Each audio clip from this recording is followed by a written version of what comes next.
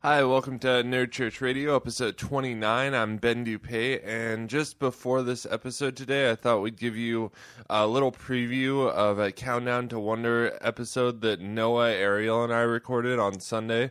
The first part of the episode, we talked a little bit about the Wonder Woman trailer that just dropped on Saturday or Sunday, I think. Where I'm just going to put the first 10 minutes of that up, and if you want to keep listening to it after that's over, head on over to patreon.com/nerdchurchradio and donate at least $1 per month to get access to all of our exclusive content. And then you'll have our regularly scheduled show shortly after that plays. So thanks for listening, everyone. Enjoy the show. Hello, welcome to Nerd Church Radio.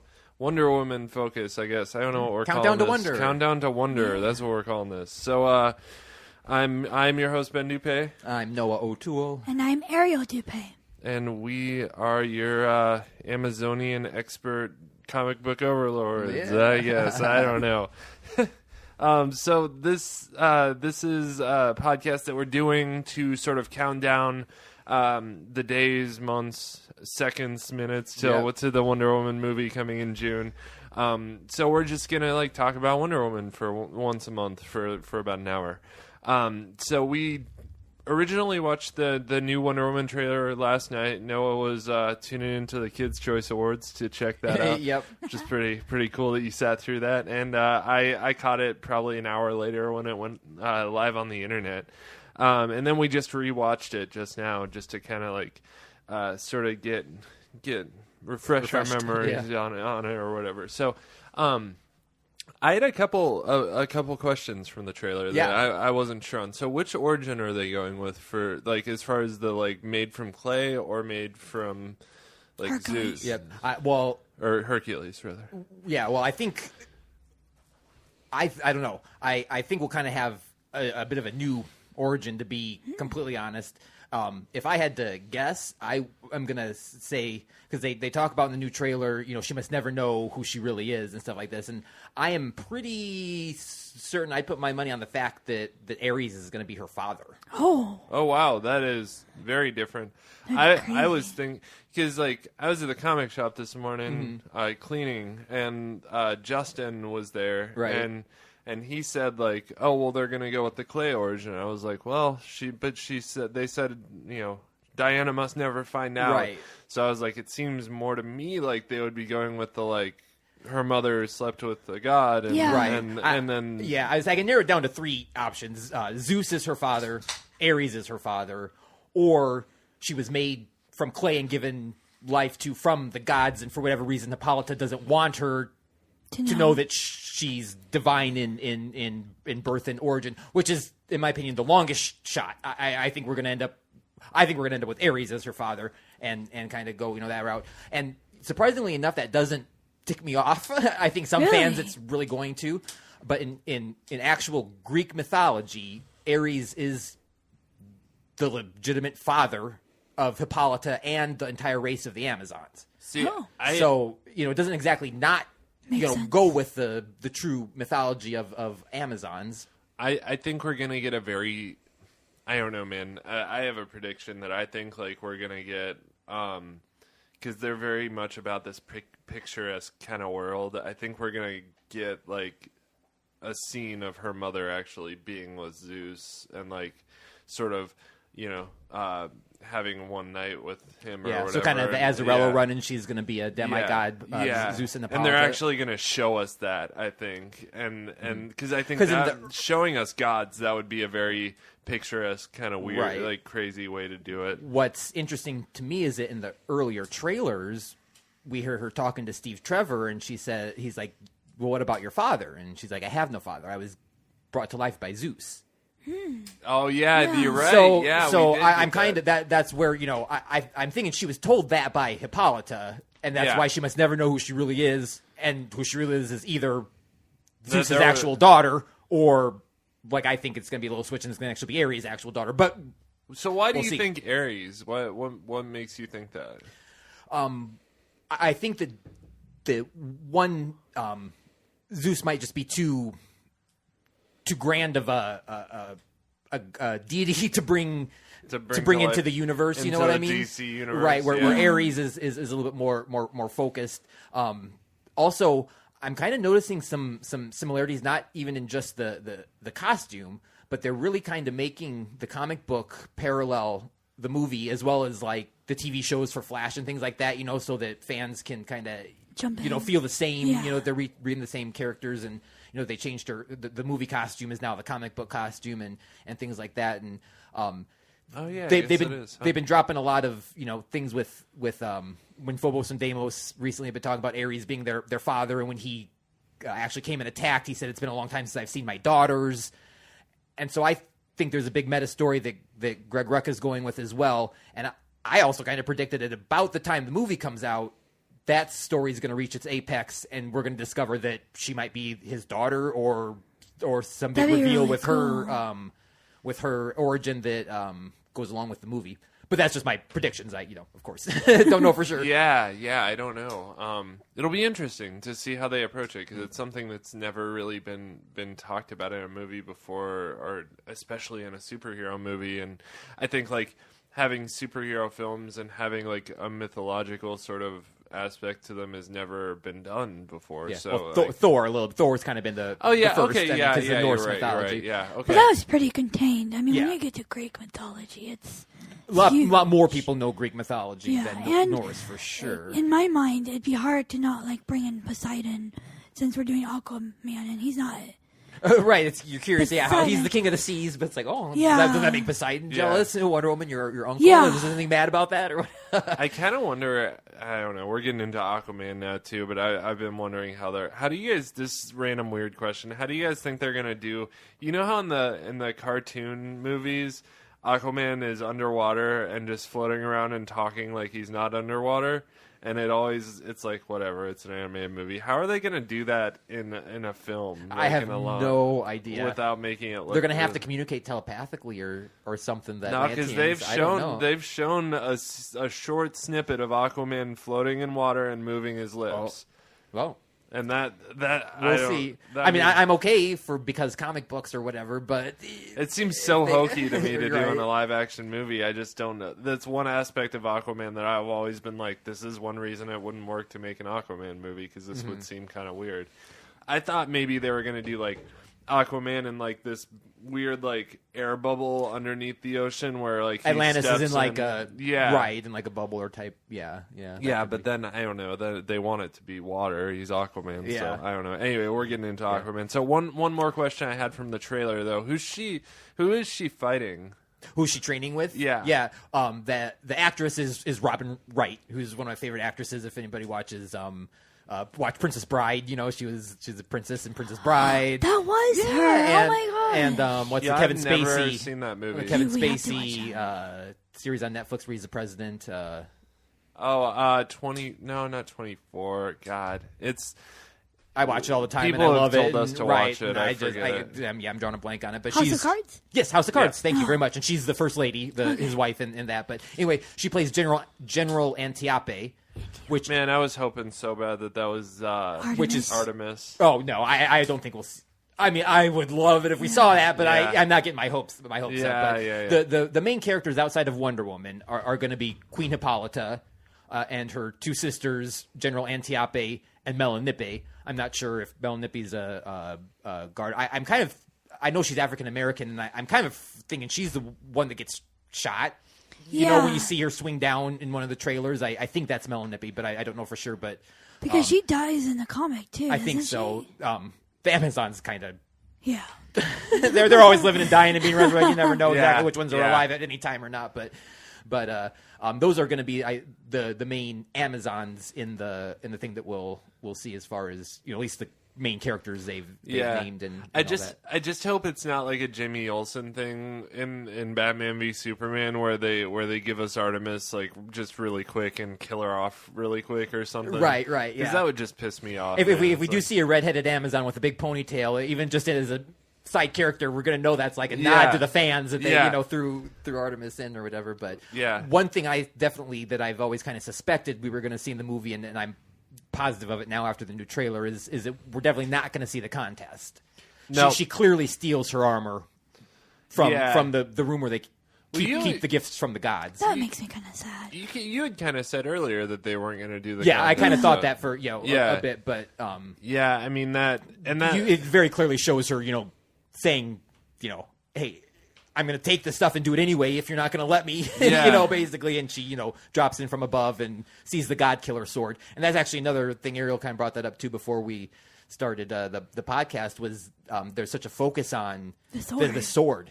And it just seems, some fans aren't happy with that just because a sword is such an offensive weapon. And she's known for her defensive weapons, her bracelets, her lasso of truth. And it's like, why not focus on the lasso being, being what they want and things like that instead of, a sword where the goddess of peace uses to slash people up, what I mean? And don't get me wrong, I love the sword, I love the action and all that stuff. But, the sword has become such a prominent weapon for her in the last 5 years or so, especially with the New 52 is when they really kind of started this sword thing. And I don't, but because it's a gladiator thing, the Rome, kind of, you'd think the Amazons, but at the same time, you do really admire the passive qualities of Wonder Woman, and so it's a little strange to see her movie focus on a God Killer sword. Would you'd like to see it focus more on the lasso? But I do think we'll see plenty of the lasso or the bracelets. Sure, exactly. It's much less clumsy than a blaster, though. So. Yeah, Sorry, and I am glad that we're gonna Star Wars reference. Yeah, okay. See her as a little girl. Yeah. We are gonna see her as a little. Yeah, girl? they showed her in the trailer. Yeah, That's okay. her. Okay, I'm sorry. Yeah. In the trailer, Hippolyta says we've received many gifts from the gods. The Amazons have received many gifts from the gods. Here's where we keep them, and she takes her into like this trophy room where all the gifts from the gods are, which we see the sword, the lasso, so the divine, the magical. One thing that kind of weirded me out about that is she tells the little girl, only the strongest can get this, but you and won't that is be not one you, of them. Diana. I was like, damn. Right. Well, that kind of like when we read issue number 1 of Wonder Woman, like issue number 1 in the Golden in the Age, 42, like her mom tells her like, no, that's not gonna be you. Yep. You can't do that's not your place. That's essential. It's kind of a central part of her origin has always been her mother's defying her mother. Yeah, her mother saying, "No, you're not going to do this," and her making the conscious decision to defy her mother and either enter the contest or steal the armor or do I just think seeing it in live action, I was like, that's a really mean thing for a mom to say. But again, but she's known for being overprotective. That's kind of a politician shtick. Is she's like the overprotective. One as a parent, like you want something better for your daughter than to be a warrior. I'm sure. I mean, the Amazons are a culture of people. Like we talked about this before. They're not just warriors. There's scholars among them. Right. There's doctors. I'm sure. Mothers. As a parent, she doesn't want her daughter to go into battle. I mean, no parent would want their kid to go have that for them. But and throughout all the old comics, she's always wanted to protect her from the harsh realities of man's world. Yeah, So what do we think about Steve Trevor? I don't know, man. Like his face always looks weird to me, and I picture Steve as more of a I don't know, like just beefcake. Beefier pretty boy kind of. I'm trying to think of a way to say this. More manly. I don't know. Like he seems like more of like just your Ken doll handsome dude, and He looks like he gets manicures. Like yeah, man. Like in the something books, about him. Yeah. I don't know. I'm okay with Chris Pine. It's like I can definitely think of actors I think would have been better. Yeah. But at the same time, he's I'm slightly encouraged by some of the commercials, the previews and trailers and things. He seems to have some kind of funny supporting one-liners he's really and good things at like humor. that. So I think he'll work out. I'm mostly though, I admit, excited for Etta Candy. Yes. She's going to be my secret favorite That's character awesome. in the whole thing. She's every single trailer. She's been featured in the little the after bit funny, for the funny yeah. part. And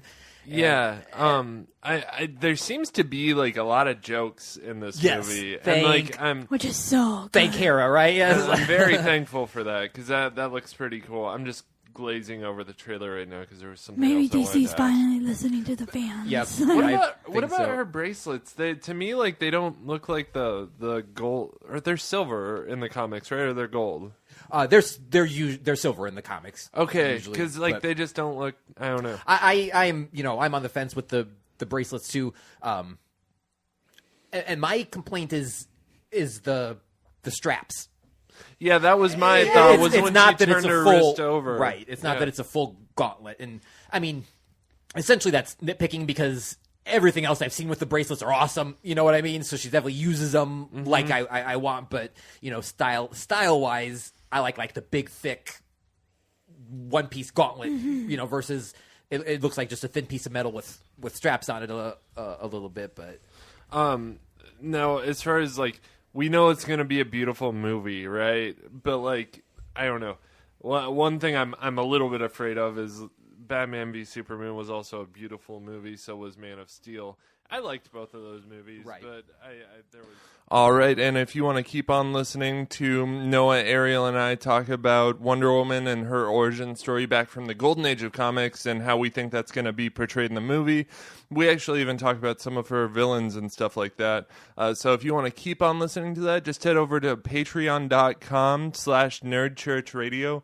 It's just $1 a month or more to get access to the bonus content that Nerd Church Radio offers for you. So with that, I'm going to send you off to the show.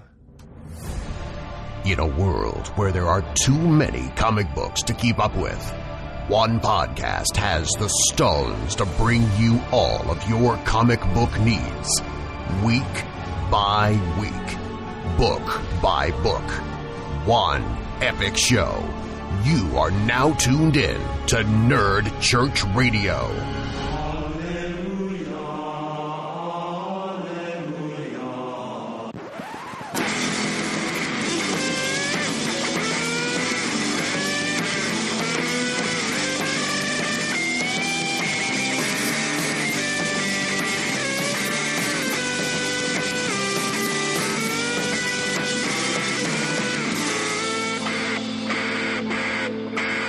Hello and welcome to episode number 30 of Nerd Church Radio. 30? I thought this was 29. Nope, this is 30. it's big Can I 3-0. count? I must Yep. not be able to count. Yep, I don't know, buddy. Yeah. Are you getting sound? No.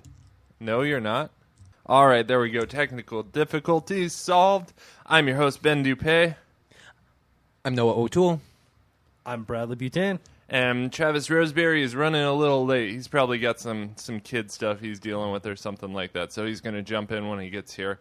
But it was a good week for comics nonetheless, I feel like. Yep. You guys feel Yeah. that way? Yeah. The second week of the month is my Yeah, favorite week it's of the your month. And somehow go-to I end up week. here the second week of the month, so maybe that's a Yeah. maybe that's a sign. So.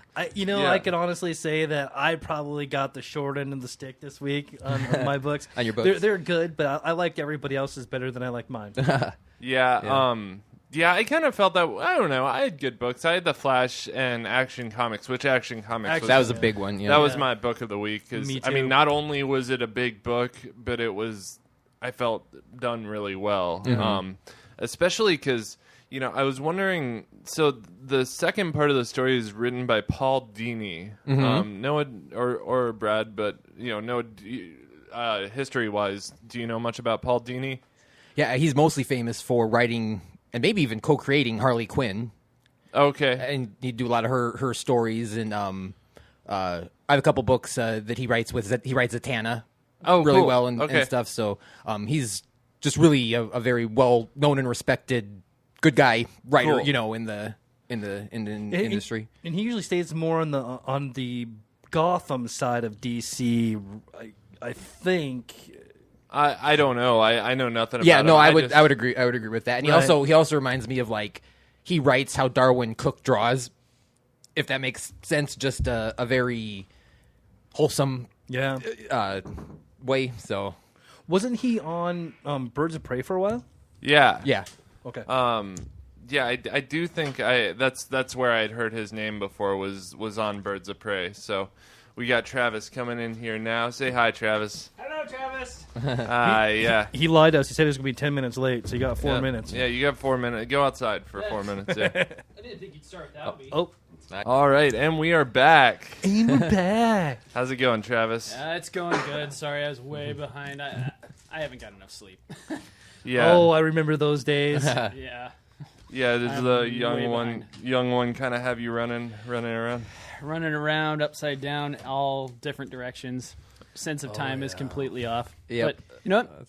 And you know what's Wouldn't going trade it for the wonderful, world. yeah. You know what's going to add to that? What's that? Spring ahead, daylight savings Oh time. yeah, tonight. we were. Yeah. That's my least favorite day of the year. I can't even imagine being Yeah, a parent. I man. have to work at Mayhem tomorrow morning too, so I lose an hour of. Yeah, it sucks, but The worst was when I used to bartend, because then, you just the Nights people got to rolling. spend another hour partying for free. No. I'm up at like 5 a.m. anyway. So, Right. what's up, Marty McFly? You got a vest on? I like that. Sorry, I had to. It keeps my arms free, so in case I get attacked by ninjas, like Yeah, you got a range of little motion. more, versatility. So, Travis, we were talking about Paul Dini. Do you know much about Paul Dini? The name, yes, but no. Don't, Yeah, okay. Don't quote me on anything. Okay. I- He wrote the second part of Action Comics this week. That's why, and it sounded familiar to me. So He's kind of an older gentleman with the crew, isn't he? Paul Dini? I don't know his age, but he's definitely, have some decades. Yeah, In exactly. the industry Yeah. for sure. Yeah. Yeah. I think his heyday was like about probably 10, 15 years Right, I ago. was going to say very early 90s is when I think Yeah. he started Yeah. to really come. Because that's, Yeah. when the Batman animated series and Harley spun off and all yeah. that kinds of things. Yeah. So, yeah. And his lesser known friend, Josh Aldini, who couldn't be with us. Oh, wait. That's not even close, right? we are on episode 29. I'm sorry. Oh, my gosh! Hey, Yeah, I was said right. episode 30. Yes, I was wrong. This is the first time this year that I've been wrong, and there will I don't probably. know about that. You know when you hear like there's a clock that stopped, it's right twice a day. Like Yeah. I'm wrong twice a year. That's typically how that goes. So no, episode 29 of Nerd Church Radio and issue 29 of Justice League of America in August 1964 was the first appearance of the Crime Syndicate of America. Boo! Yeah. So Episode 29 almost became like episode 24. Yeah, just gone. Yeah, just gone forever. Yeah. What is the deal with the Crime Syndicate of America? Noah, do you know much about this? Yeah, well, I think they're kind of fun. I like alternative Earths and things like that. So that's Ultraman and Superwoman. Oh, cool. And, Yeah. and Oh yeah, from Owlman. from Owlman. Yep. Crisis on Infinite Earth. Yep. Correct. Yeah, Yep. okay. They're the ones at the beginning. They kind of got swallowed up by the white light, sort of.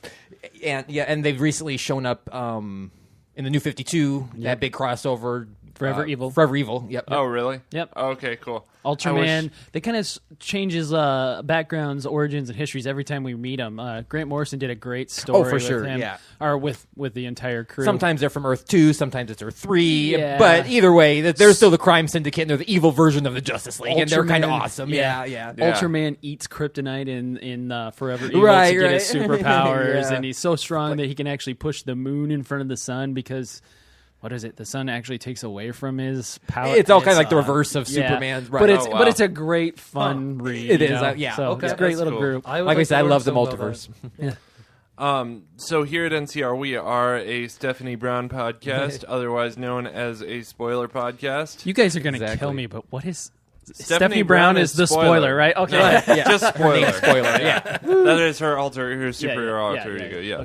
Yeah. Okay. So that being said, we are going to spoil some comic books, and I'm going to start things off with the I feel was my favorite book of the week. I think. What's that? Which was whoa, hold on a second. My favorite book of the week. Let's see. Can't remember it.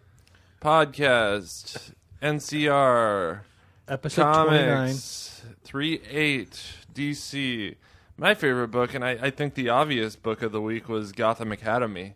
No, I'm just kidding. It was Action Comics. it was Action Comics number 975. Story by, and there was two comics in this book actually. Story on the first one is by Dan Jurgens, art by Mankey and Mendoza.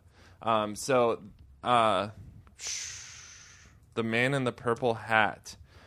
John has disappeared into thin air, and Superman's pissed. Supes and Lois are off to find Cheeto Dust Clark Kent because he's the one who disappeared John. They track him down, and it's revealed to us that Cheeto Dust Clark Kent is actually Mixelpick, or however you pronounce Mix it. yells Pitlick. Mixel Say it with me. Pitlick. Can you Mix- say it backwards? Say it Yes, backwards. kill tip season. Mix Mix very good. yes Pitlick. Mix Yes Pitlick. So if you're wondering how that's pronounced for some reason. And there's actually 2 versions of him. Because one I isn't just read. enough. Yeah, exactly. I So- just read this morning they had 2 different versions of him. I was like, The man, could fifth- you just screw this up anymore? The 5th dimension must be full. Yeah. So I'm gonna just call him Mixel. Yeah. Because Yeah. that's just so. Mixel tells Clark that he's gonna make it like John never existed. Then he disappears into thin air. Soups and Lois are together at the end of this issue, and he tells Lois like, "Hey, we got to find John." And Lois is like, "Who's John? Who are you talking about?" And that, it's basically Superman's the only one that remembers that John ever existed, which sucks. And it's to be continued next week in Superman number 19, Reborn, which I got that in the review copy folder, but I didn't want to read it until after we podcasted because I didn't want to accidentally say something. So then we get a bonus comic at the end of this comic that shows Mixel in an alternate dimension with John. Mixel explains to John that some weirdo in hooded robes named Mr. Oz approached him and trapped him in an alternate dimension because he didn't want Mixel interfering with his plans for Superman. So Mr. Oz was takes Mixel, is like, hey, I know you like to mess with Superman, but I want to mess with Superman, so I don't want you interfering with my plans, so I'm going to trap you in this alternate dimension. Mixel escaped, but in order to not be caught by Mr. Oz, he had to disguise himself. And it had to be a disguise good enough that even he wouldn't know what it was. So naturally, he turned himself into fake Clark Kent. The best disguise for him, obviously, he would never, no one would ever suspect fake Clark Kent would be Mixel Pitlick. Nice job. Unless you're a Superman fan or Travis Roseberry. And that's where we lead into the current Rebirth story arc. And that's one question answered about Rebirth. So what do you guys think about this reveal? I'll be honest, when I first read the comic, I know I texted you, Ben, and I was like, All son of a caps. gun. Yeah. All caps. I think it was more colorful. But Son of a bitch, are you kidding me? yeah. I was like, because I think one of the 2 things I said last week was it could be either or of these situations, and it was this one. I was like, oh, I didn't want this. But honestly, I reflected, I read it again, and I went, it's not that bad. It's actually a nice little scapegoat. We have this 5th dimension guy that can come out of nowhere, which we all know he does every 90 days. Yeah, 90 Something days. like that, yeah. And he can kind of be our wild card in rewriting the universe of Rebirth or anything now. So I actually kind of liked it. I hate to say it, but I kind of liked it. So Yeah. I love to say I liked it. You So did? yeah, I mean, I love him, and I love Batmite, and Batmite, a lot of yeah. those bring me back to as a little kid when I'd watch Challenge of the Super Friends, and they'd pop in that little green Martian on Flintstones. It was always kind of a funny thing, and he was like Rumpelstiltskin. If you said his name backwards, then you could disappear or capture him, or that's how you defeated him, or whatever. And so it struck a nostalgia chord with me on that end, and I think they handled it right. I mean, he still definitely has the look, the feel, all that makes him so much fun. did you like that little panel there in the second comic where he talks about where he's been reincarnated or whatever over time, and they show from the Superman animated adventure yes. and And TV the Legos. show, and Yeah, Legos. Lego. Yeah, I love I was that. like, That was I was so staring at that. I was cool. like, this is awesome. Yeah, I like that a lot Yeah. too. That was really cool. I feel like it wasn't the answer that everyone wanted, because right now everyone's hoping for a Watchmen character. I was, yeah. But I feel that last comic kind of helped appease that a little. With Oz. It with did, Oz. it With did, Oz, yeah. yeah, But no. people are wanting to know what's going on with Right, they wanted more answers to the rebirth in general, not just Yeah, I mean, Superman. after all, this is sweeps month here. Let's get something, Yeah. Well, and we are. I mean, we're gonna get Yeah. the button, which I think does that come out next week? I don't know. I think still a few so. weeks away, isn't it? Is the I'm not button? sure. I know it's in I thought March. It was, then it must be end of It March. is in yeah. March, I believe. I just don't think DC's ready to give us any Watchmen characters yet, and this is one of those things. It's kind of like Kadabra was in Titans, where it's very contained to that story arc, and it's just another piece of the puzzle. We're not, they're not giving us the whole pie yet. They're just giving us another piece, or Wait, somebody I mixed metaphors there. But, it's fine. We'll follow Puzzles, pie, alliteration. I'm hungry. Yeah. Somebody helped me out here. I guess I couldn't unravel it, but you know when Mixie started messing with John in the fifth dimension, and he's like, you can pick one of these doors and you can get back to your home. And he goes, all you got to do is pick the right one. And he says a word backwards. And it's not the right one, but it gets him to his home. I can't figure out what the word is. Like, I didn't even quite catch because he has a smirk. No, and he says something you're with right. Hold on, I'll find it for you while we're talking about it. But I thought it was kind of neat that hey, John pulled one over on Mixie just like good old dad, right? So it was well worth it. I just normally Mixie as Pitlick to me is kind of like an annoying character. Yeah. Tattlepur? Yeah. What is that? Or Rumple Tat backwards. R-U-P-P-L-E-T-A-T, Ruppletat. Yeah, that's what Nolan just said. Yeah. It doesn't mean anything forward or backwards. Can you tell? Or? He talks about something, you got to admit this will make a heck of a bedtime story and drop in clues, so maybe it has a Rumpelstiltskin connection. Maybe we'd have to Google it more. I don't know actually. So that's what I was trying to figure out, and then I got so busy at home and everything. Right. I was like, I didn't have time to look at it. See, I didn't like the reveal until I read it. After I read it, I was like, okay, this is awesome. And then like you guys, okay, I think they could do a lot with the character. Mm-hmm. I like the little portal or whatever you want to call it that Oz set up. So when as soon as Nixie came into town, it was caught him and sent him to his jail, and that was pretty cool. I do have to admit, I really, the second, he started saying, say my name, changing the characters. I knew the second he said that who it was going to be. And, sure enough. So that was that's cool. Exciting. I think that's the exact second I sent you the son of a gun. Right. It just clears the bell. I didn't even get to that point. I just saw that very first page of say my name. I was like, nope. Yep. No. I appreciated the fact that they gave.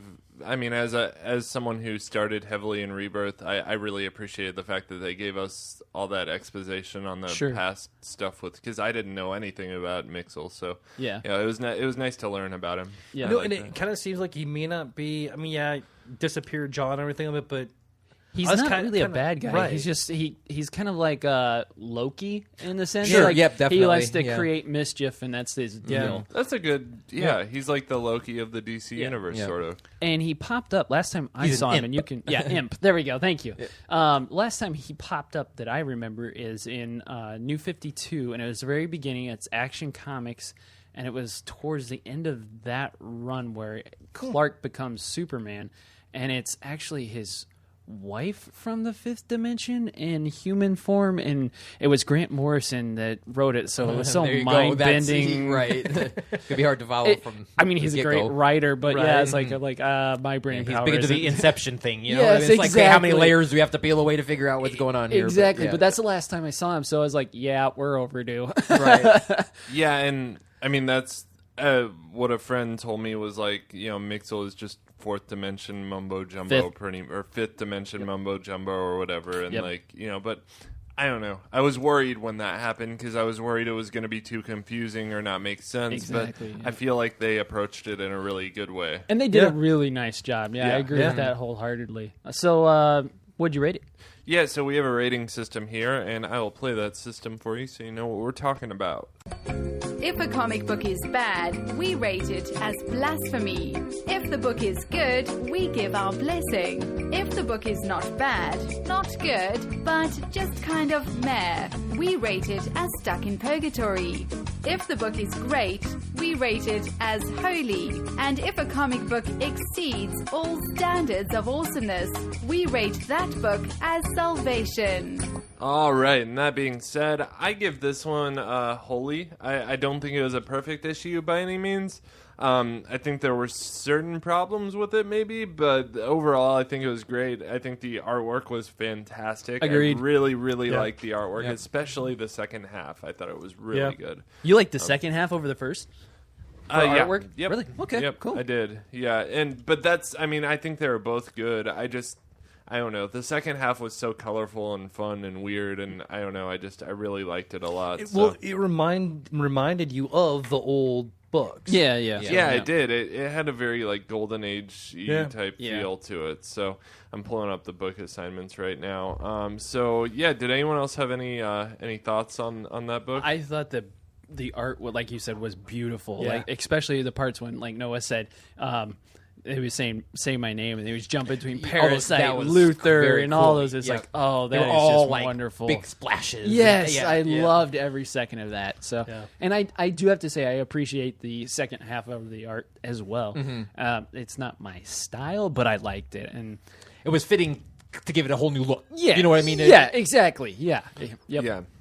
And I wasn't quite sure because I was reading it in PDF form. So when I got to the second half, there was the cover page in between. So I Right. got super confused. I was like, Right. hey, just kind of matches the feeling of this thing. Yeah. And then Ben's and like, I hate that's trying the to read second it. comics. Like, Yeah, and I I'm hate like, trying to oh. read a 2-page splash where it goes across, Yes, both pages yes. in PDF form because you're like, oh, okay, read, scroll, read, scroll. Yep. Up, down, up, down.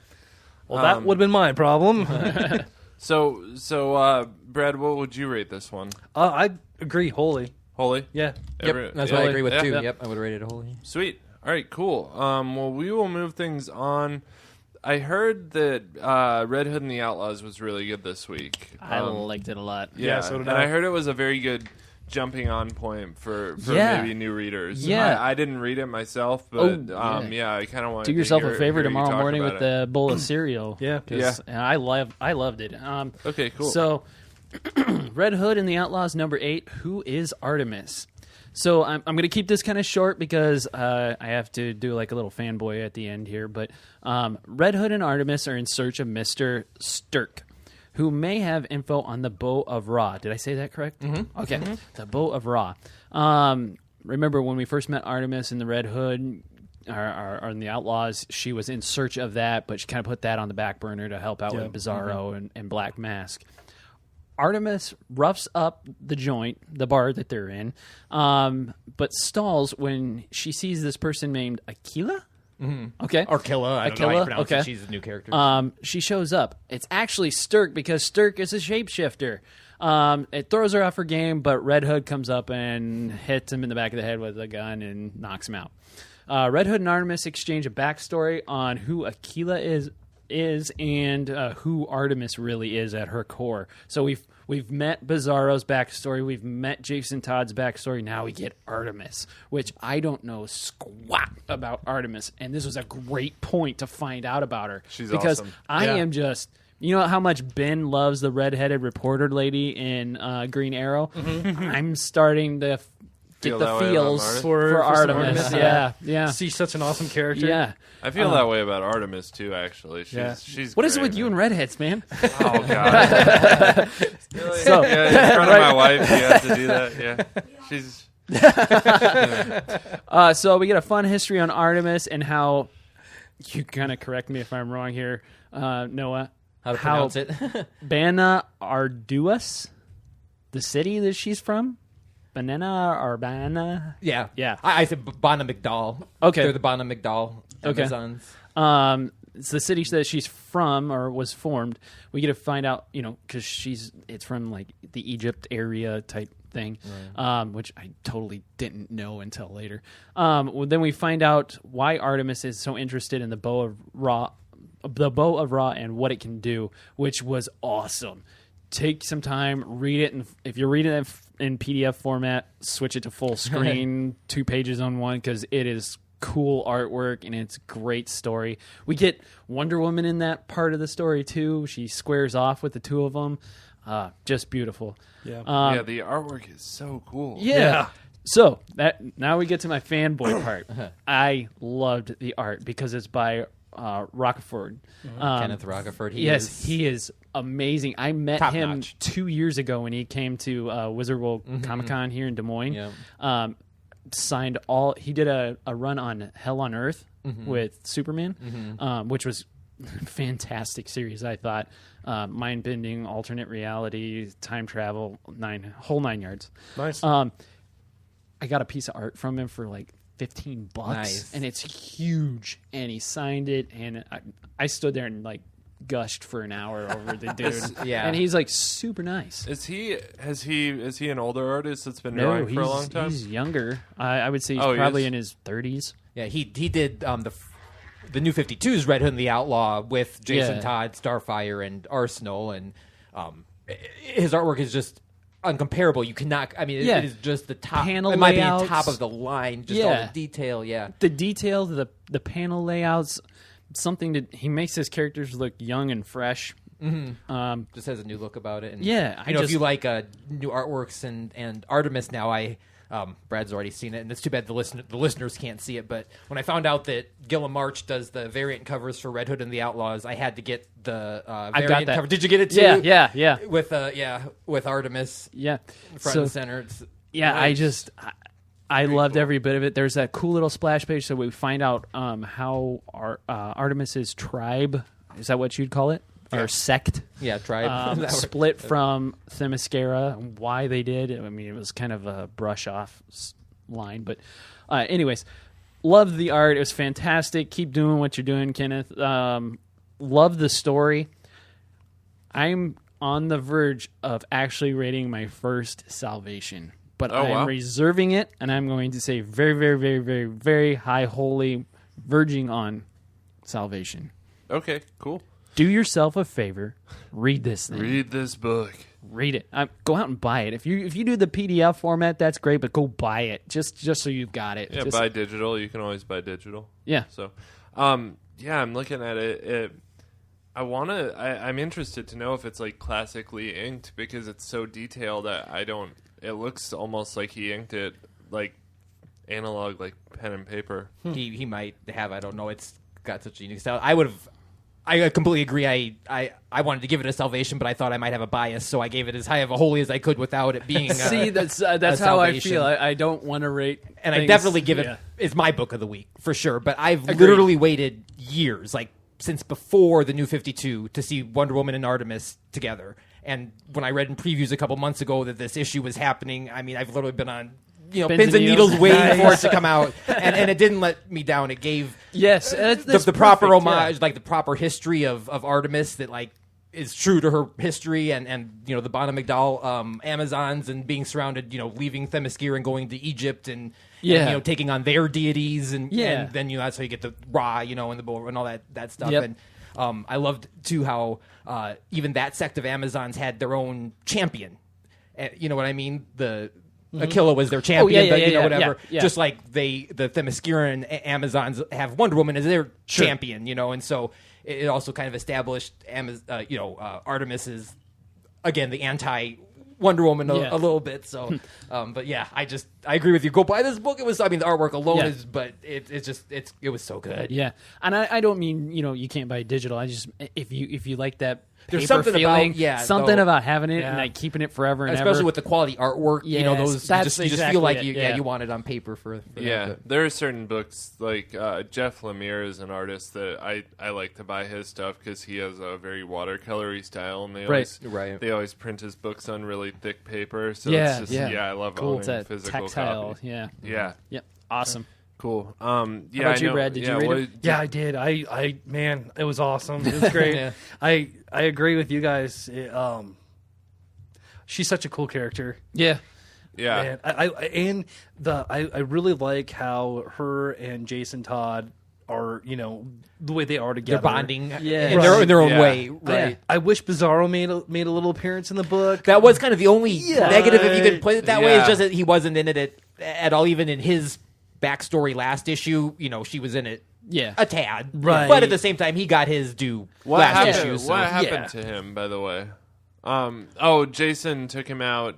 Was gonna shoot him, but didn't. Did he just let him go, or no? I think they're just all still together. Yeah, they're all still together, but they just didn't take him to the bar this time. Exactly, and that's kind of why I understood why he's not there, because you can't have this hulking, Superman figure that's kind of pasty white walking with you. Zombie. It's gonna be weird enough having a 7-foot woman. Lenny's in the truck outside the bar, just sitting there playing with his super bear, while they're in there taking care of business. That's where he was at. Right. Yeah. But did you also love too how they were doing shots and Jason was getting hammered and Artemis was not at all. Dude, check this out. I read it the second time and I was like really zooming in on the pages and looking at the art. And there's one, I think it's on the second page. The little tiny, it looks like cracked glass how this page layout comes out. But Artemis is just kicking butt. And there's one panel where she's punching a guy in the jewels. Right. And really? it's really hard to see. I missed it the first time. And I went back. I was like, ouch. But that's so BA. That's yeah. That's awesome. Right? Now I'm looking for it. This is the interact with when Wonder Woman came into it. I thought that was really. It was. The art was and seeing fantastic. Kenneth Branagh draw Wonder Woman. Yeah. I mean, like if he comes back, I'm going to be bringing this to him and be like, sign this page for me. You know what I mean? Yeah. Oh man, yeah, I see it. Sorry, I have to jump off the storyline for just 1 second. Has anybody seen the new trailer for Wonder Woman? It's supposed to drop today. It is supposed to drop today. But I didn't look. I think I'll get I looked this notified. morning early, but it's Yeah. like Brad, I'm a 5 I wouldn't be a.m. surprised raiser, if it actually drops while we're podcasting. I think that it's going to debut when like the Kids' Choice Awards are going on tonight or something gotcha, like that. something So like that. right, but Cool. we'll see. I have Sorry. notifications from comicbook.com set Yeah. up, Gotcha. so if it does happen while we're podcasting, I'll probably pause the show. Yeah. All right, And I'll need to run around the blocks a few times to calm down. Yeah. Well, speaking of Wonder Woman, do you want to cover that one next? Yeah, Joe? you bet. Let's go for it. So we got Wonder Woman number 18, Godwatch Part 2, story by Greg Rucka and art by Bilquis Evely. New I artist. love Greg Rucka, by the way. Yep, he's the best. He's the best. He's writing an image book right now too that we covered on Indie Comic Ninja. That's really good. Yeah. Synergy. Yeah.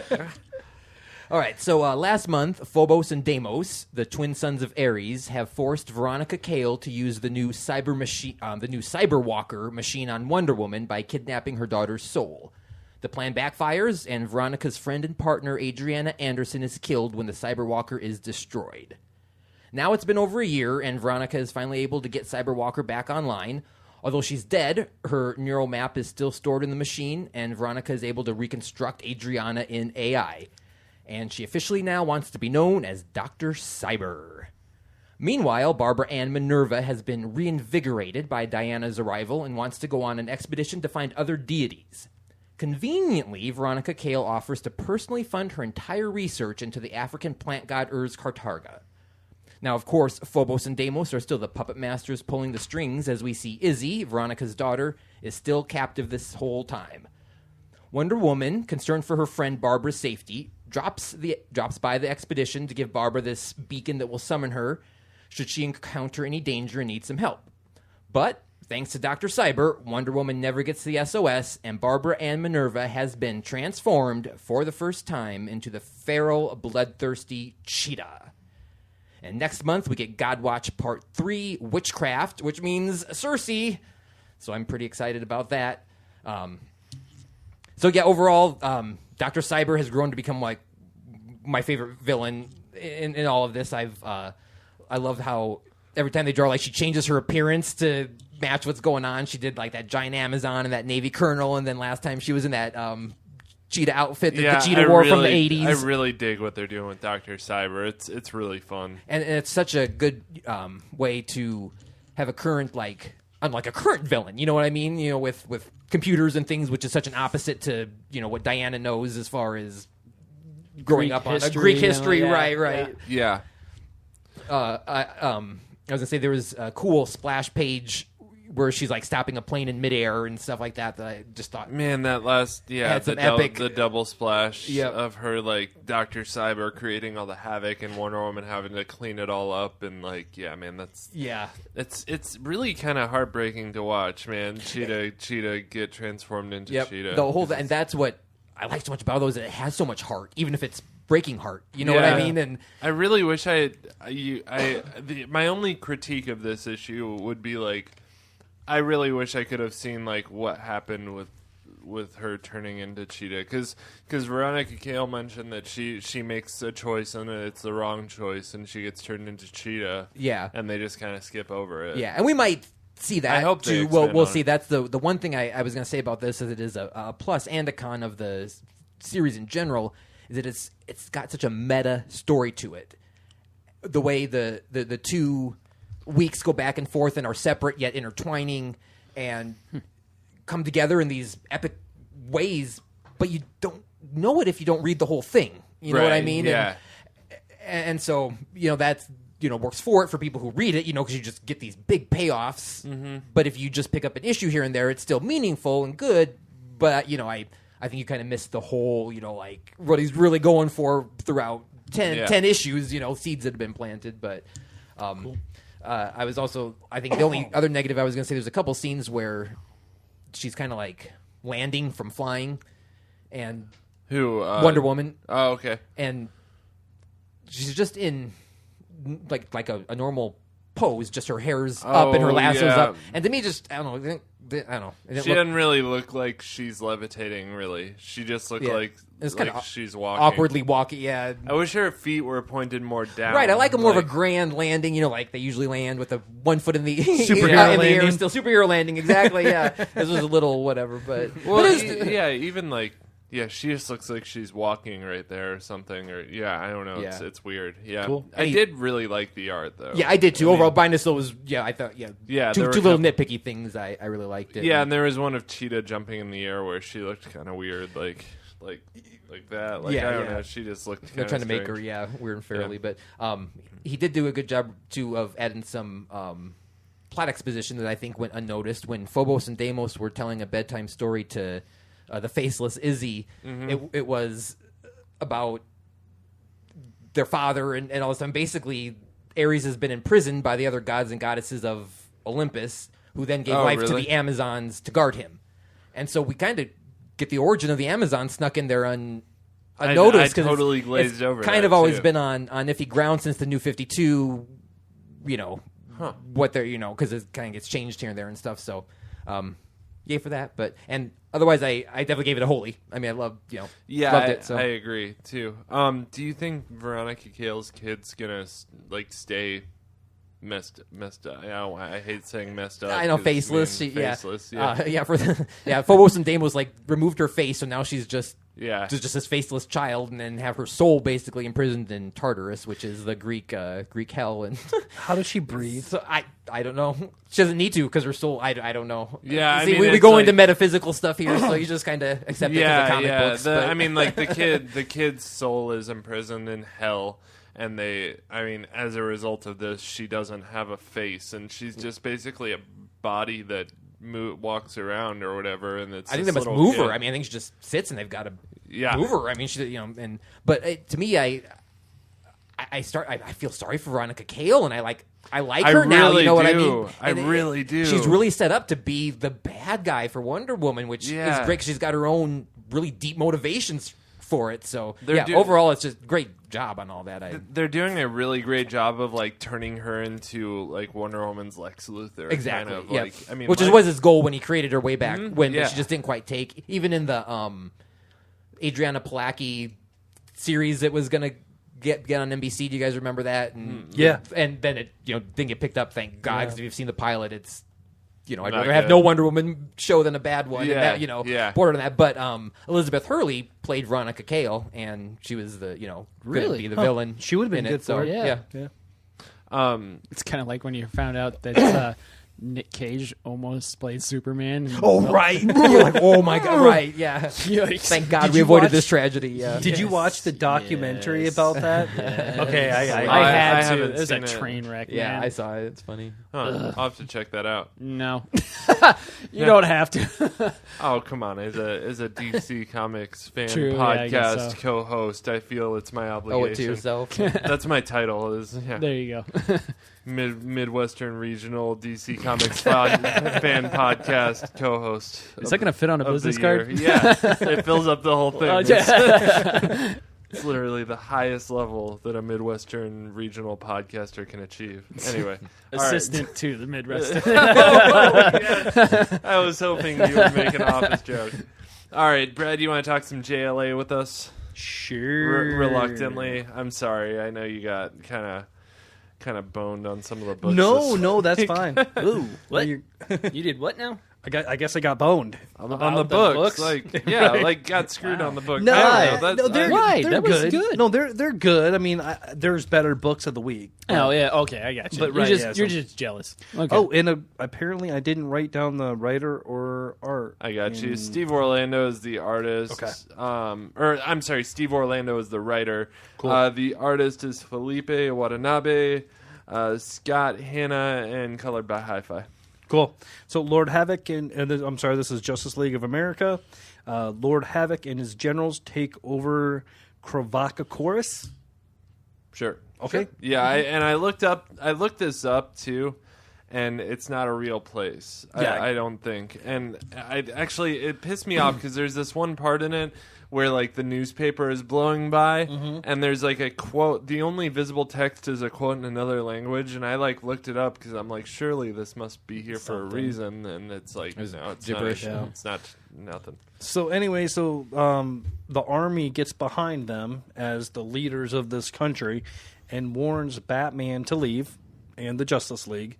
So the Justice League of America decides if they can't fight the bad guys, they're going to steal the country back for the people. It was action packed. There was a lot of action in it. Death Bat was really cool. Death Bat. Death Oh Bat, yeah, that yeah, character, okay, yeah. Yeah, the Batwoman riding Yeah. the giant bat. Mm-hmm. Okay, so Yeah. Lord Havoc is cool. I wish they would have taken a step back and did more story building on this. Yeah. So that's about all I really got to say about this book. Magneto was in it. Oh yeah, I do need to make a Magneto Watered down version. Oh man, Did you guys see that? Like, Yeah. yeah. Ben texted me and I'm like, no, he's not. And I'm like, and then when I read the book, I'm like, Magneto's in it. Yeah, like at first I was like, that looks like Magneto, and then it's like he can control metal too. Wow, that's Magneto. Anyway, Yeah. No, I mean, I like the villains. I want them to develop them a little bit more to mean something. I think it's a cruel idea that these guys come in and this country is behind them, and whatever. It's still a decent read. There's a lot of action. I rated it as a blessing. Nothing. I agree with you. I was the same way when I read Yeah. it. I read it earlier in the week, and I actually liked it, but on my way over here, I was trying to remember what happened. I'm like, I don't remember. It's kind of forgettable. This. Yeah. Yeah, it's a forgettable. Yeah, exactly. Yeah. No, I don't mean that in a bad way. No. It's just there's like it doesn't stick art out. was good. forgettable Yeah, or it was really forgettable good, in a man. good way. I mean, Unforgettable. Oh wait, and I really liked the first, issue 1 of Justice League of America. I really did. I mean, and that like puts you right into the action. But I feel keeping that pace doesn't work. It does sometimes, man. I mean, like Justice League Suicide Squad was pretty consistently action. Like there wasn't a ton of story. Yeah, but you knew but the it worked really characters. well because you knew the characters, Right. And, And- these are still newer characters. I mean, that they're trying to build. They're trying to build Killer Frost. I mean, not everybody knows who Lord Havoc and Death Bat and Magneto those were the kind of are. the characters that I kind of took it. I don't want to say took issue with, but I thought worked against it a little bit because it suffered from like what the Justice League did, where you Yeah. get these big space like villains, and you're kind of like, okay, do we know these people? Are we supposed to know these people? How long are they going to last around? Is it going to be an issue? Is it going to be more? But I did one thing I did like about it that I wish they would have gone more of is I liked how they got into like diplomacy and political things in the fact that they're the Justice League of America, Yeah. not just a Justice League. They represent officially represent America and are getting Right. involved in a foreign affair, in the That's Middle true, East and and I stuff like didn't that. pick up And, on that, I found some relevance, and just I wish that'd be cool if they explored that part of it. more, Yeah, I think. because we But- got into this like geopolitical type story, but it's almost like they didn't mention the fact that they're the Justice League of America. They didn't even mention the fact that they represent America. Right. So it's like, they could have it's right there. But they you are know? right. Yeah, they they did that. They did that in '52, and that's when like Vibe and all of those guys stood up. I think it was Green Arrow was on the team and stuff like that. Right. And then Waller led it, right? I can't remember. I can't remember either. Yeah. Waller, because she Who was said a part of finger in the Italy. U.S. Yeah. Part of the U.S. government. So Yep. then it was a U.S. sanctioned Because Argus, team. yeah, Yes. and Steve Trevor was on Argus then. Yeah. Mm-hmm. So I don't know if this is really a U.S. backed team. I think they just chose the name Justice League of America At some because that's point where we they're got to be gonna- careful. Because unless they're going to weave into the story where Waller comes back, and I know Josh is somewhere, Josh is somewhere, is just screaming, no. But I mean, it would be cool. I mean, that would be a neat way to kind of run it because They then have Bats to call would be it up the against. JLA, though. They Oh, have- yeah, I mean, yeah. Yeah. Like in the book, they have to acknowledge that. So it'll be interesting to see, like, if they go that way. You know, and I kind of wanted to see a little bit of Havoc talking with, you know, the armies, you know, and whatever, and getting the army behind them. Because you know, the book missed you're that. right. It's Yeah, just we like, didn't. oh, hey, you know, we're being backed by this country. This country wants us here.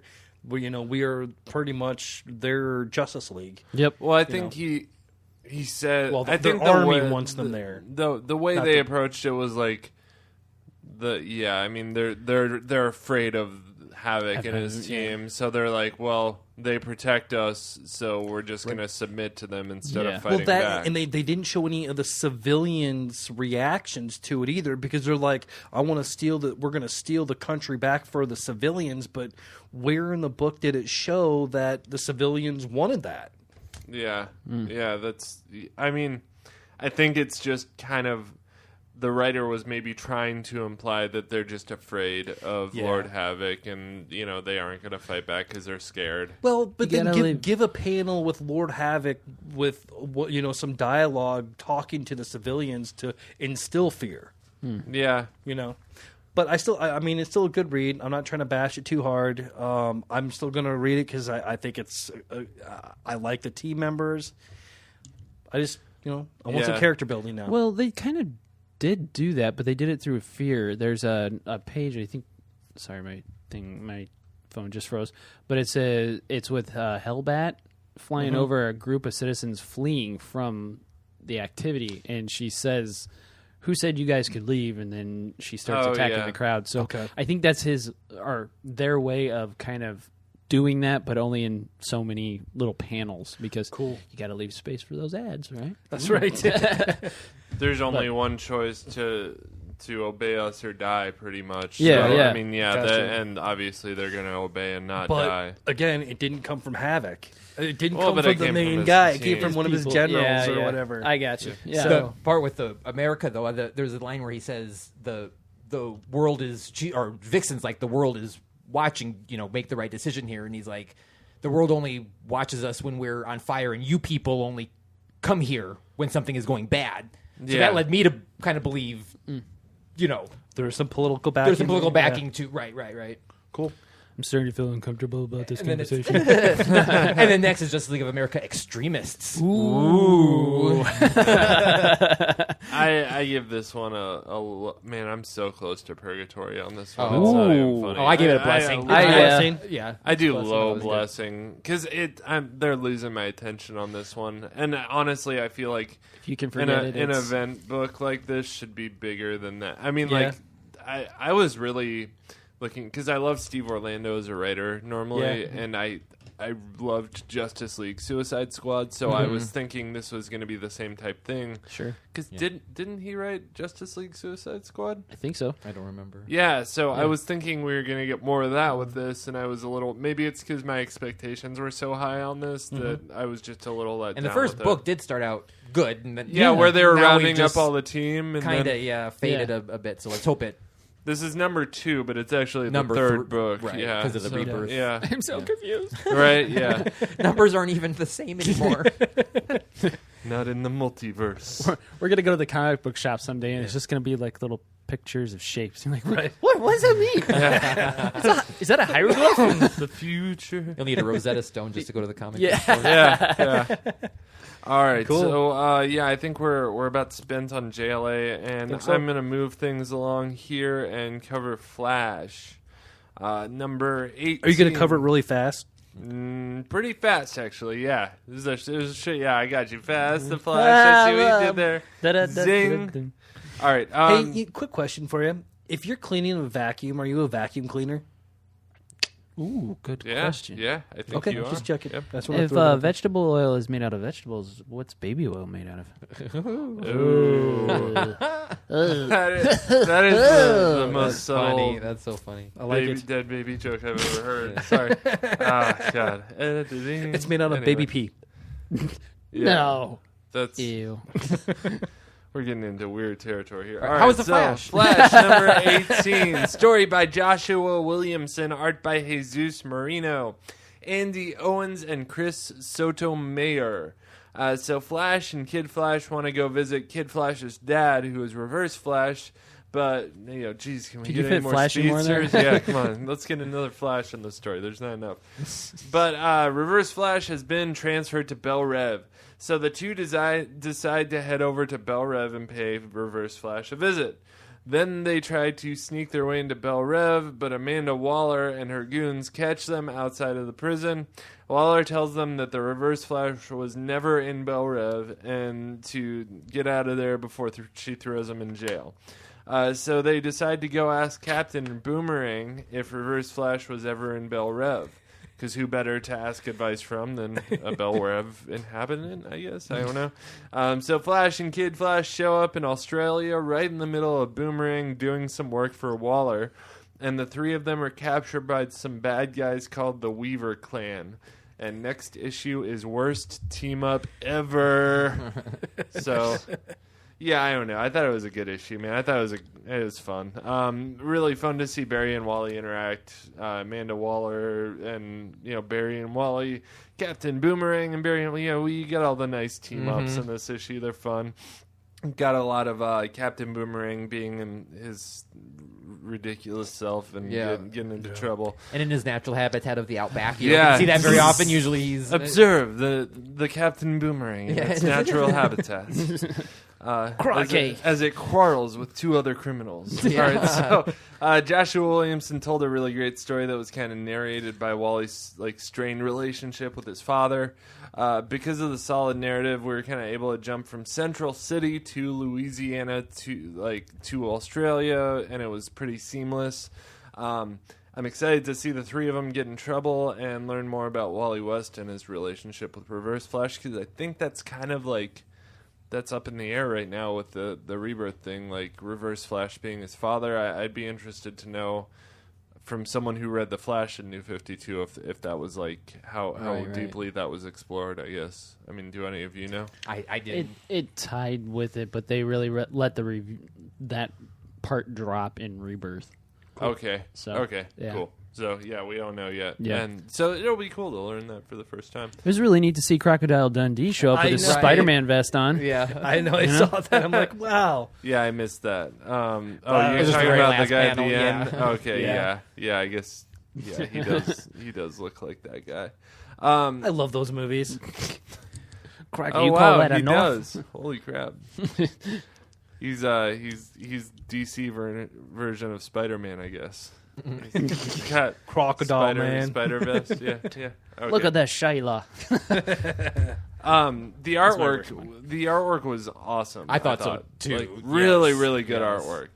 I just thought the characterizations were really good. The line work was awesome. I really enjoyed the artwork on this one. Cool. Tell me this, Especially- Ben. I'm sorry to interrupt you there. Normally, when I read The Flash, I read it each time it comes out. I didn't do it this week, but just flipping through it, it seems like it was a very text-heavy comic. Normally, they're a little lighter. Yeah. I feel like The Flash is always full of character drama and dialogue. It's like a soap opera. I mean, that's what Flash books are all about. Is boyfriends and girlfriends and fathers and weird relationship issues and stuff. And so that I right. Yeah, I mean, Barry's just heart and human. That's kind of one of his connections, and I think why some people like him. And some people don't. And some people don't is because he screws up sometimes. You know what I mean? Sometimes, Sometimes, yeah. That's the best part about Barry is you can expect him to screw up. Yeah. He is a screw up. But anyway, he he's very human, and he has a lot of drama with like he was with Iris West, and then he wasn't, and he started sleeping with all these girls behind her back, and it's like. Because Jessica Cruz was one of them, and I don't know, sleeping with, dating, or whatever. Anyway, yeah, there's a What lot are these of kids called these days? yeah, whatever the kids are saying. But no, there's a lot of drama. I think the with correct him, term is though. hooking up. Yeah, hooking up in air quotes. I don't care. I'm too old for this. There was one really cool part with the artwork where they're like, they're trying to sneak into Bel Rev, and it's lightning out, and they're like, since we can't speed past them, we're gonna like kind of. Like every time lightning strikes, they're gonna blend in with the lightning and move a little bit or something. And so that it was kind of cool, like neat artwork thing. Yeah. It looked fun. So, and the artwork changed so much when they went to Australia too. Like I really enjoyed that. Like the tone of the book changed. It gives really it gives well. it a new sense of tone. Yeah. Right, exactly. Yeah. It's just fun. So, so that's all I got for Flash. Oh, Blessing. Rate it. Blessing for me, definitely worth a buy. Cool. I think if you like the Flash, if you watch the Flash TV show, this would be a good one to jump into. Oh yeah, you'd love it. And I think it would go along with the TV show a little bit. It's going to be a different story arc. Don't expect it to be like identical to the relationships in the show, but it's like still fun to read if you watch the show. So, cool. So we'll move things along. Why don't we talk about Detective Comics next? Good one. All right. Yes, Detective Comics number 952, League of Shadows Part 2, The Five Fingers of Death. Story by Cue James. for some 5-finger death punch. I was gonna say. 4 fingers of death on a thumb, right? Well, I guess technically, if you, but anyway. Yeah. Story by James Tinian IV and art by Christian Duche. I love the way the book opens. Raj Al Ghul meets Lady Shiva, who happens to be reading The Rebel by Albert Cadmus, which is I didn't catch that. a 1951 book-length essay about the metaphysical and historical development of rebellion and revolution societies in Western Europe in French. In French. At a cafe in Paris.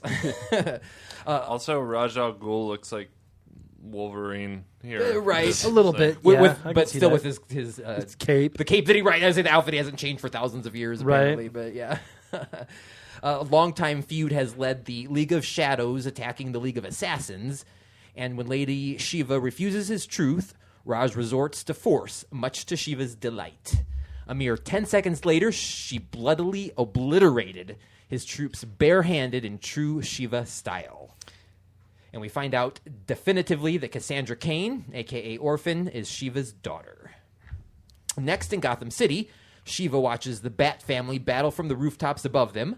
Lady Shiva and Orphan battle it out in a scene very familiar to Cassandra's original origin by Kelly Puckett back in the pre-New 52 Batgirl, number 7 through 9, in case anybody's interested in reading some history, where Cassandra refuses to deliver a lethal blow, and Shiva deems her unworthy of her bloodline.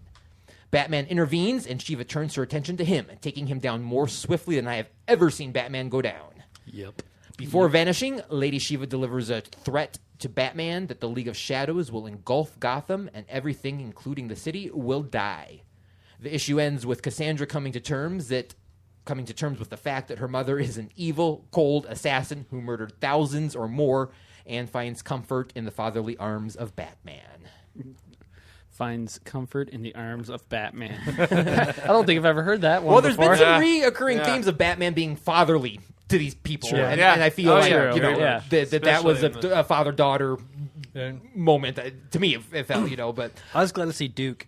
Duke. Oh, right. Yeah, yeah, Finally, yeah. Where was he Finally, at? Yeah. they're then that gearing might up for open. Duke or whatever they're going to call him. Yeah. I love the issue myself, but I'm a big fan of Lady Shiva, and this was a very Shiva-centric issue. I would Yeah. say she was the main character in it. She's awesome. Again, by showing Batman taken down so swiftly by her, some true Batman fan, like hardcore Batman fans, might not like that, but how like they made him look bad to make her look good. But I think it was really needed to show like the level of skill this woman has, and what a threat she is to him. Mm-hmm.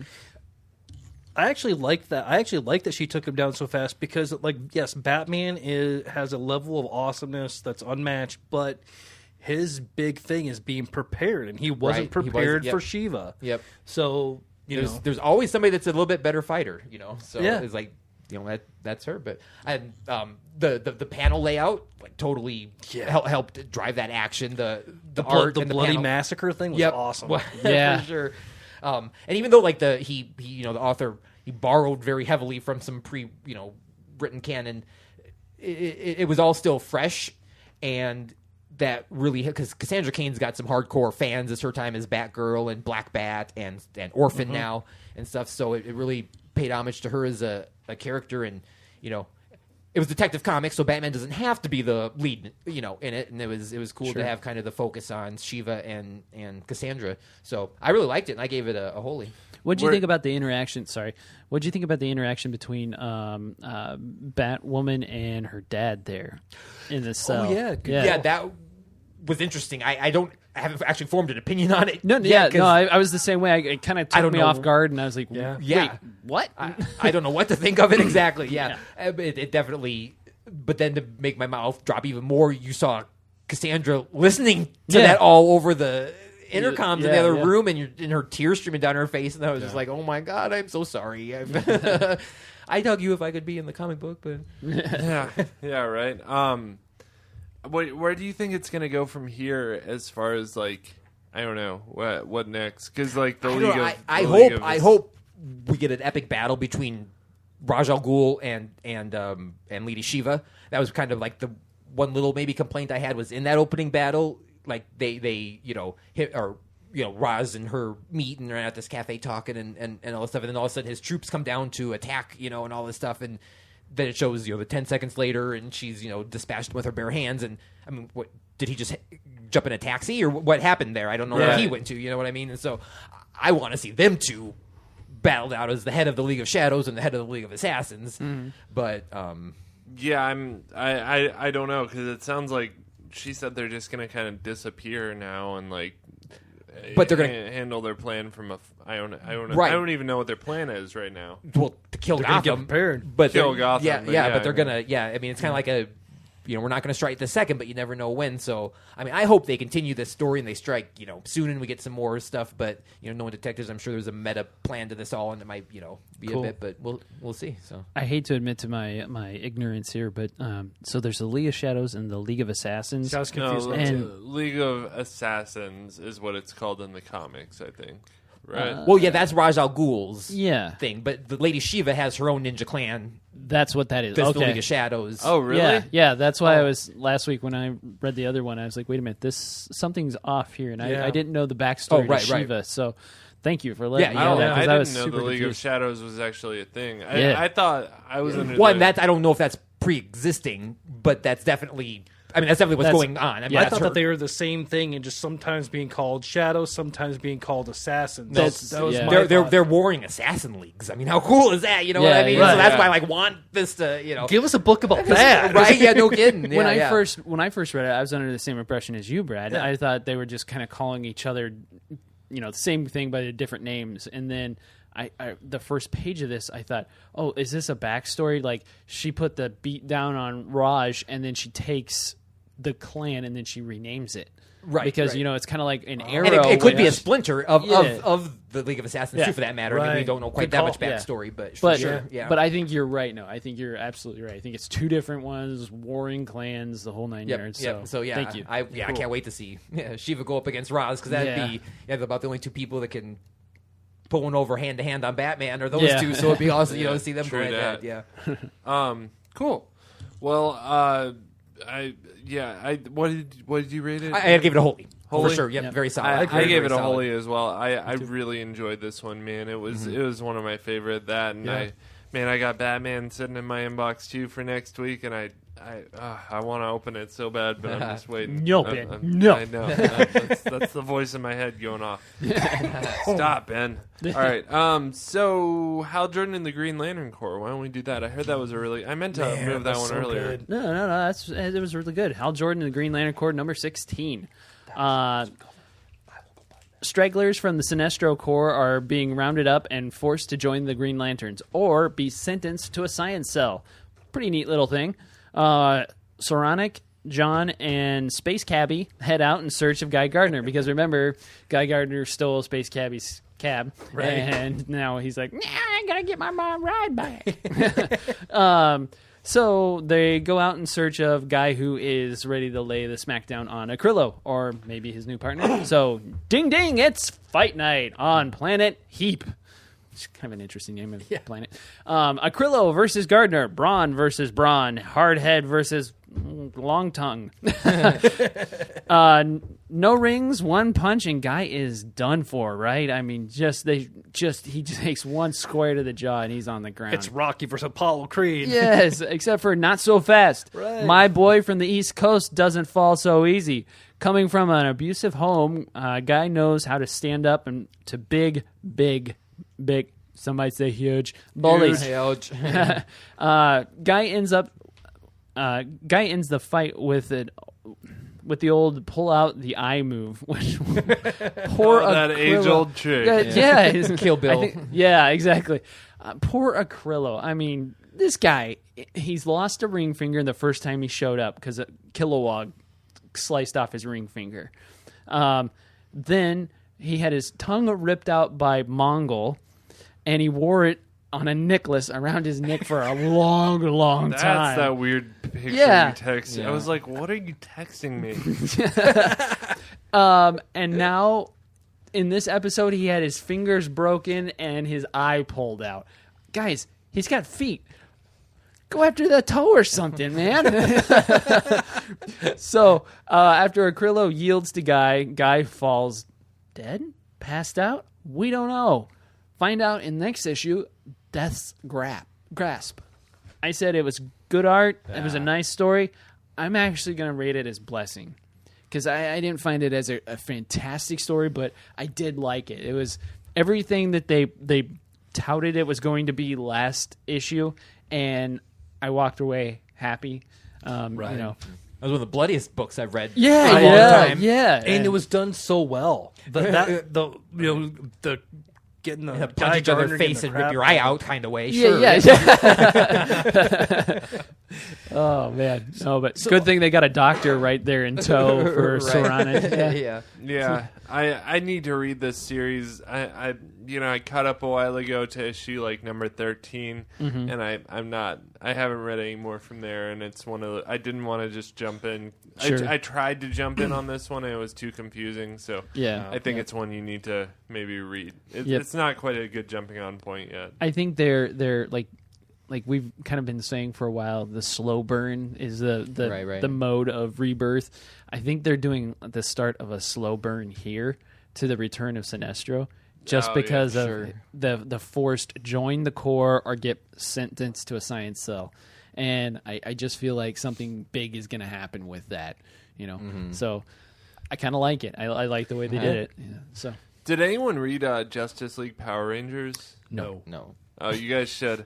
I'm not really going to recap it or anything, but it's ridiculous and fun. I mean, it's just that's all it is. It's really cartoony, but it's a fun read if you're into those. Yeah, if you like the just to let people know, like, if you like the TMNT Batman crossovers, it's more of that same type thing for readers. I'm waiting for the Scooby-Doo to meet up with the Justice League. oh Is yeah, that there we go. happening? Is that a thing? No, I was making that up. Oh, okay. Well, I could. Cause I know Well, the could, Scooby-Doo right. books has... Yeah, I mean, the DC actual Scooby-Doo And books has... Scooby-Pocalypse is but- pretty cool, guys. I find that concept quite intriguing, It's- actually. I agree. I've heard amazing things about that series. I read it every week. Or when it happens, it's Ruh-roh. Rolo Raggy, Ruby Dooby, looking for you. It's been a while for that voice. I feel like it was for our first few episodes. It was like There was a lot of Scooby-Doo voices there. Yeah. in the beginning. So all right, we got one more book. What do we got left? Batgirl and the Birds of Prey. BOP. Or wait, you have another book too, don't you? Oh, Titans. Titans, Yeah. Okay, cool. Titans, that's Yeah. a good book. Yes. Yeah. Whoever wants to, Brad. Yeah, I'll go with Batgirl. All right, Batgirl and the Birds of Prey, Blackbird Part 1, written by Julie Benson and Shauna Benson. Julie and Shauna Benson. Nice. Art by Roge Antonio. Mm-hmm. So this arc has Nightwing teaming up with the Birds. They are helping him track down the villain Gemini, Gemini's powers seem to have gotten better as she can now shapeshift along with being like the elongated man. Gemini seems to be more than Nightwing can handle and get stabbed in the back. Blackbird to grow her powers, but when Gemini escapes the birds of prey and goes back to Blackbird ends up taking her powers from her, and Gemini is forced to live as a human. I like the story. I enjoyed seeing Nightwing show up with the birds of prey. He was romantically involved with both Batgirl and Huntress in the past, and now he's got a new girlfriend that they're talking about it, which I thought was pretty cool. Kind of cool little, can't really say triangle, but He's gonna have to move to another city. He's always involved. Well, it comes after Bloodhaven. Yeah, right. Yeah, right. So, the bad. I feel that he would have fought better against Gemini than he did, but also understand that they are building the plot as well for the Blackbird. And the cover of this book, I couldn't get over Batgirl's hair. It started me off really bad, and then Noah shows me the variant. I have a different cover, yeah. And it is totally awesome, and that would have changed everything. But I mean, I gave this a blessing. It's a good book. Read it. Especially if you like Nightwing, if you like any of the Birds of Prey, Batgirl's pretty awesome in it. There's some really cool fight scenes with Gemini. There's one where Gemini shapeshifts into Batman, and Batman's fighting Nightwing, which is really cool. See, that's what I attributed to her getting the upper hand on him, was that she threw him off by, That could be. Yeah. It's like, Batman, what's he doing here? Oh, surprise! Stab, stab, stab. You know what I mean? Yeah. But I get what you mean, though, by the... she just takes him down and stabs him in the back, and you're just like, ooh, ow, man, that's like in a kidney or something. Right, but like Yeah, the that hair. looks Did painful. you look up the hair on?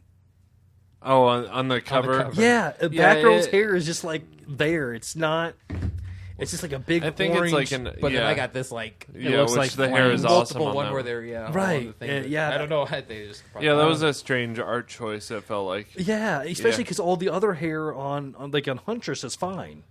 Yeah. So I don't know if they just forgot to put lines in it or make it look like it was connecting. I don't know. No, I think That's it kind of was- the way he draws, though. I've got other okay. book with that Yannick Paquin Okay. draws, and he just has that ethereal hair sometimes Right. to the look of him. But yeah, I mean, it's a good starting on point. The villain Blackbird, I think he's gonna be cool because he's stealing Meta's powers, so he's gonna be a powerful villain for the Birds of Prey. So let's see where that goes. Nice. Do you know if he sings in the dead of night? No. Thumbs up, knuckle bump. That was awesome. I was like super. Actually, the last page really kind of got me excited. This story I was with you on a blessing, but I'm ready for a holy next time because the very last page has Black Canary going undercover and meeting up with Roulette. Oh, And that's right. I was going to mention love that too. Roulette. I don't know if anybody's watched like Justice League Unlimited or anything like that, but my favorite episode of that cartoon was called. I can't think of what it was called. But it was where Roulette had used mind control and had all the women of the Justice League fight each other and have this glam squad thing and tried to raise money, and what she does is like fight metahumans. Yeah, she's and in runs Supergirl bets right on now. them. Yeah, and she's in the Supergirl show and stuff. She so is? Yeah, she was in charge of the superhero fight club. Fight Or Club, the- right? the- She runs the a fight club alien for fight club. superheroes. Yeah, Or, yeah. aliens, yeah. Right. And she's going to be in the next issue. When Gail the next Simone episode. wrote Wonder Woman and Canary went undercover and met with Roulette in her ring and stuff. So I don't know. I love the thought of like a superhero fight club type thing, and she's the mastermind behind it. So this will be fun. And Black Canary's a brawler, you know. So yeah. that's gonna be cool for sure. And she was like, "Let me do this. I'm the meta," you know. Which right. is cool. So Which I like the new Black Canary in I did Arrow. too. Sorry. Oh, I do the- too, very much. Yeah. I wasn't such a big fan of Laurel being Black Canary, and then Yeah. she was me really neither. whiny to me. Yeah. But the new girl, I think, I like a yeah. lot. Yeah. Okay, sorry. That was TV. That was me. Sorry. Oh, okay. Chair. No, that's cool. I was just like, what? Like a dog when the doorbell rings. Yeah. Anyway. All right, cool. You want to talk some Titans? Yep, I'll finish this up with Titans 9. This was one of my favorites. Yep. This is awesome. Bumblebee breaks out in Made in Manhattan Part 2 Buzzkill. Story by Dan Abnett and art by Brett Booth. I see what they did there. Yeah. Buzz, Bumblebee. 'cause it's a bumblebee. Yeah. Okay, sorry. The issue focuses heavily, big surprise, on Malcolm and Karen, who's Bumblebee. Malcolm decides he doesn't want to be a hero. Well, ironically, Karen discovers she has metahuman abilities. The story kicks off with a bang with the Titans, Nightwing, Arsenal, Donna Troy, Flash, Tempest, and Omen, against the Fearsome Five, Simon, Mammoth, Jinx, Gizmo, and Shimmer, going toe-to-toe.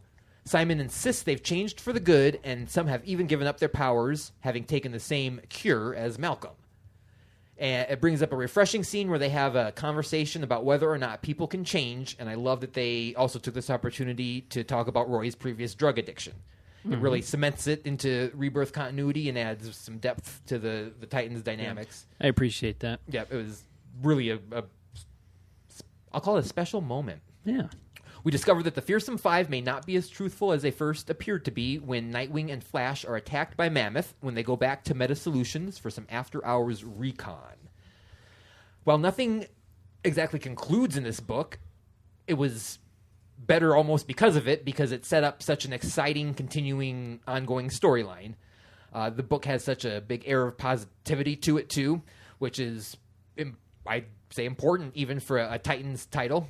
And so I just like them being more upbeat. On the negative side, it was very dialogue heavy. So, if you like to read, this is a book for you. But if you like the pictures, it's just dialogue's all important. It was just dialogue heavy. The art was excellent, and I gave it a high holy. Man, Nice. the art with Wally West is phenomenal. Oh yeah. Even Simon though. Yeah. I love what they did with I love Simon. Yeah. I'm a big fan of Teen Titans Go. I know some can shoot me, right? But I love that the villains are the Fearsome Five in that, minus Shimmer. They have that other guy in. But Tell me this, I never knew, so I've never followed Titans until about a month or so ago, or even Teen Titans. 'cause, Right. That's a spinoff, whatever. Right. I do know from Young Justice, the cartoon, Right. Malcolm is in that, and he becomes Guardian. So who is? Tell me Malcolm. I don't know Malcolm. You've told me. You've said exactly what I know about him. Okay. I really don't know Yeah, any more 'cause- than. Wait. So Jimmy Olsen isn't Guardian? No. Right. No, but I don't. He was know the only him thing that that he well, was so the only like- thing that kind of threw me off of this Yeah. issue, just because he's like the character I don't really know anything about, Yeah. and I kind of questioned. I didn't want to talk too much of him, just in case there was something I didn't know about him. That I Right. didn't Yeah, yeah. Darn it, Travis! And Why'd you Travis call calls me out? on it. Yeah. All right, listeners, tell us about Malcolm. Yes. yes, if you do. Yeah, know yeah, stuff about him. definitely. Send some us something on messages, but- Twitter. Yeah. Yeah. Let us know. But it was nice to see Bumblebee Yeah. take some stage too, because she's a newer but important addition to the team, and she takes such an important part in the other TV show, the Superhero Girls, DC Superhero Girls. My girls love Bumblebee. Do they like that? They are. I bet. they Bumblebee is probably their favorite DC superhero girl after Batgirl and Supergirl. That's awesome. So I was approached. Sorry to kind of jump off track here, but I was approached by friends of ours who have two little kids, a little boy and a little girl, and they said, "Well, they're reading." They asked me where I was going tonight or last week, and I said, "Well, I got a podcast for comic books, right?" And they're like, "Oh, I like superheroes." I was like, "Yeah, who's your favorite?" And they start talking to me about it, and they start spilling out. They're watching some cartoon right now that's being aired, and it's like, from what I could get out of them, it was kind of like the old Justice Friends or The Super Friends. Super Friends Yeah. kind of Justice thing. League Action. Is that what it is? That's what it is. Yeah. Yes, Oh, yeah. thank And you. it's I excellent. forgot that was It's on. excellent. It's- Yeah. And they're it like, is it's fantastic. Right. I was like, huh. Okay, cool. I There's didn't know a that was DC out there. I forgot superhero about girls it. cartoon too. Yeah. But I don't. That's been in they usually have that in like 15-minute shorts, but there are a couple movies and like Yeah. cohesive episodes as well. But Yeah. Is there more than one movie? I've seen two. Yeah. Oh, is there? Oh, cool. I know what I need to get for my girls now. right. I watch them on They- my on-demand thing, with the Cartoon Network thing. Well, like- Sorry, I threw the No, tangent you're off cool. comics there, but that Oh, no, it's, but it's no, another really, way it's all to Teen bring them all Titans. in. I mean, Yeah. Teen Titans is an important book for DC or important franchise for DC because it bridges the gap between young young people coming into comics and may only be familiar with like maybe Batman movies or things like that, but they watch the many different Titan series and things on Cartoon Network, Man. and then then they can go toe to toe with these characters and stuff with fans. And Exactly. The popularity of DC superhero girls is awesome because like every time I go get my daughter Anna, that's what her and Leia will do nothing but play DC superhero girls from the time we get home to the time I take her back to her mom. They have about all the dolls and or the Barbie type things. It's such a refreshing alternative from Bratz and stuff like that to have a line of not pink superhero things for girls because it's like before this it had to be pink. You know what I mean? Sure. It's like Principal Waller. Principal. That's such a cute show. No, it really is. Is there anybody but Hal Jordan in there? I've seen Hal Jordan in the cartoon. Beast Boys. Okay. Goes to their school. There's a couple boys that go to their school. Flash goes to their school because he's on the detectives team. And that's right. Steve Trevor works at the ice cream store, so Wonder Woman goes and flirts with them when they get ice cream. And I need to get a life. Man, I love what they've done with DC superhero girls. So. Good. What did you think of the panel layout in Titans? I love it. I liked it. I thought it all added to the art and action. What action there was a lot of dialogue, but there was also some big action scenes too. Fighting Mammoth. I mean, he's like a mammoth. A fight to go up against. Yeah, so I mean, for me it all worked, but again, I also did read it on PDF, which I didn't have the full effect of some of the panel. It's layout. weird because when I read it, it didn't bother me, but then when I flip back through it, I think looking at it as a whole, it bothers me. But I think if you're reading it and looking at the panels by themselves and reading, it flows really well. So I think it's really effective comic book art. But it's just looking at a page outside of it, it looks really weird. I don't know because there's not a straight line in the book. All the panels are unevenly shaped and stuff, and they look like someone just took a pile of photos and dropped them on the floor. Well, then you want Red Hood and the Outlaws. Well, no, but Red Hood and the Outlaws, they still had straight panels, and they cut corners off of them and stuff. But it wasn't like this. Okay, cool. I don't know, but I mean, I think that's a preference thing. I mean, I don't know because that's because Ben's not wearing his glasses. Put your glasses on, Ben. That's the problem.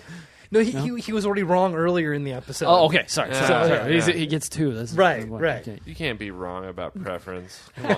All right. Yes, you can. So we have a Patreon where you can donate to us. We provide exclusive content and all other bonus weird things that we give to you in exchange for that. So head on over to patreon.com/nerdchurchradio. Check that out. We're actually recording an episode of our Wonder Woman show tomorrow to throw up on there. So, and by tomorrow we'll definitely have some exciting Wonder Woman news with trailer and actually, everything. That trailer drops in 35 minutes. Excellent. Yeah, 7 o'clock. p.m. Okay, Central. cool. So, Cool. So yeah, that's gonna. Noah and Ariel and I are doing a monthly Wonder Woman show, leading up to the movie release, and then we're gonna do a Wonder Woman movie review on the night that it comes out. Sweet. So yeah, that'll be some exclusive content. We do other stuff too. So check us out there. If you want to find us, we are on all forms of social media at Nerd Church Radio. I am on Twitter at IndieComicBen. That's INDIE. Noah, where can we find you? Social media sites, Facebook, Twitter, all that, /Noah O'Toole. Cool. Brad? I'm Bradley, BRADLEY_Butin, BUTIN on the Twitter. Cool. And you can find me on Twitter at TritonTR. That's TRITONTR. And that's Travis. And then you can find our... Everybody By knows. the way. Yeah, that sweet-sounding voice of Travis Roseberry. Sweet, soothing voice, yeah. And then you can find my wife who does... most of the behind-the-scenes work for NCR, written reviews and stuff at nerdchurchradio.com or on Twitter at Ariel the Oracle. Can we first stop for just a second and give her a round of applause? Yeah. Come on, she does a fantastic job. Good job. Okay. All right. So, do you guys have anything else for the listeners tonight? No. Be good at it. Yeah. Awesome. All right. Well, with that, I will say peace be with you. And also with you. Later. All right, bye, everyone. Bye-bye.